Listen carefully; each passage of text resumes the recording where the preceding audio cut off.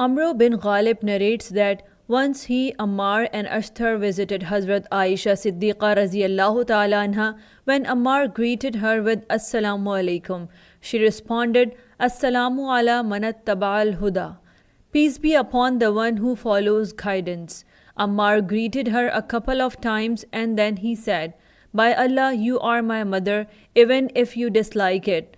Hazrat Aisha Siddiqa raziyallahu ta'ala anha asked, Who is this with you? Ammar replied, He is Ashtar. Hazrat Aisha Siddiqa raziyallahu ta'ala anha then said, You are the one who attempted to kill my nephew.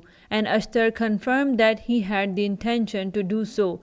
Hazrat Aisha Siddiqa raziyallahu ta'ala anha advised them that if he had carried out their plan, they would have not succeeded. She reminded that shedding the blood of a Muslim is not permissible unless one of three reasons is present: committing adultery after marriage, embracing disbelief after accepting Islam, or killing someone for retaliation after being unjustly killed. Musnad-e Ahmad, Hadith number 23213.